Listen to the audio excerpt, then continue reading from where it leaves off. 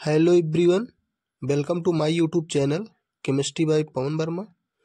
आज का हमारा टॉपिक है हीट इंजन, जो कि थर्मोडायनेमिक का बहुत ही इम्पोर्टेंट टॉपिक है। तो आइए हम लोग डिस्कस करेंगे हीट इंजन। देखिए, हीट इंजन क्या होता है।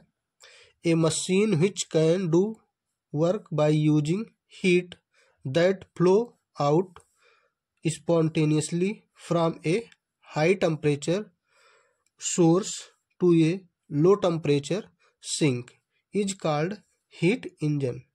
मतलब हीट इंजन क्या होता है, फिगर से देखिए। यहाँ से हीट इंजन जो होता है, यहाँ से हीट ऑफ सोर्स T1 यहाँ क्या है आपका सोर्स है, हीट रिजर्वायर सोर्स, जहाँ से क्या होगा इंजन को हीट सप्लाई किया जा रहा है।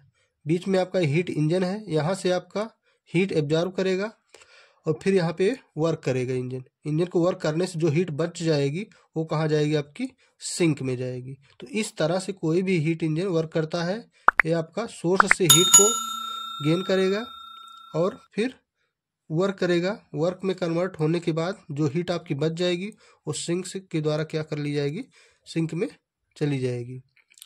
तो हीट इंजन आपका इस बेस पे वर्क करता है। सेकंड पॉइंट देखिए, the machine used for the conversion of heat into work is called heat engine.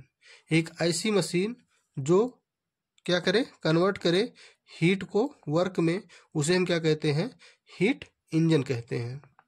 Next point है, the engine absorb heat from a heat reservoir at a high temperature called the source.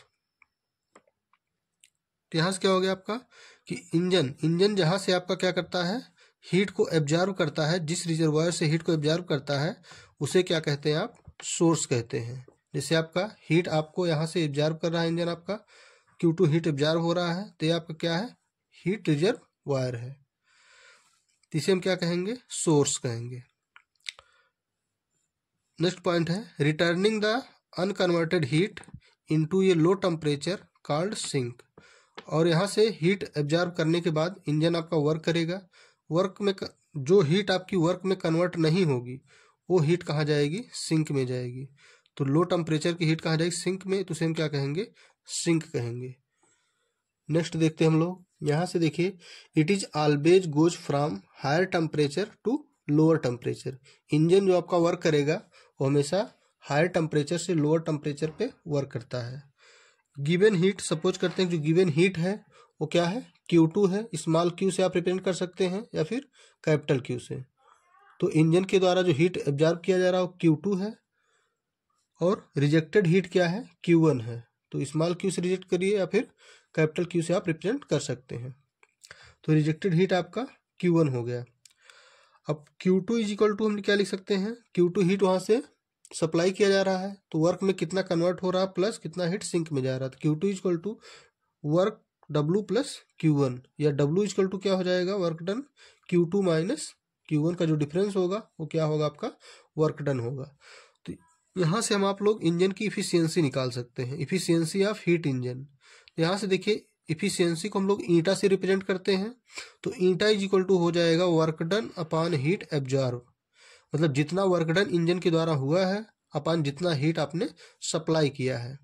तो ईटा is equal to हो जाएगा W, work done है, और अपान क्या है, Q2 है। Q2 heat आपको सप्लाई किया गया है, तो बराबर क्या हो जाएगा, अब W इज इक्वल टू क्या है, देखिए Q2 माइनस Q1, तो Q2 minus Q1 upon Q2 लिख सकते हैं हम। तो ये एफिशिएंसी का फार्मूला है। या फिर आप लिख सकते हैं eta is equal to 1 minus Q1 upon Q2, 1 minus Q1 upon Q2, इस तरह भी लिख सकते हैं।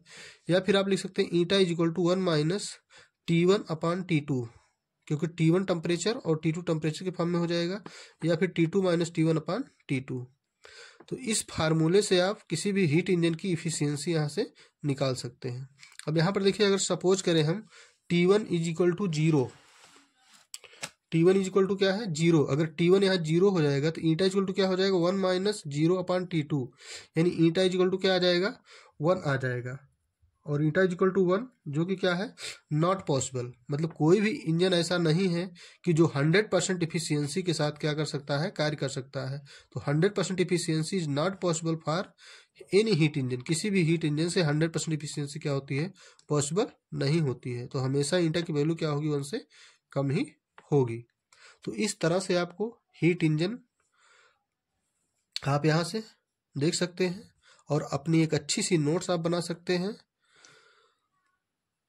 दोस्तों अगर वीडियो अच्छी लगी हो तो आप वीडियो को लाइक करें, कमेंट करें, ज़्यादा से ज़्यादा अपने दोस्तों के साथ शेयर करें और ऐसे ही अच्छे अच्छे कंटेंट देखने के लिए आप चैनल को सब्सक्राइब कर लें। Thank you watching for this video.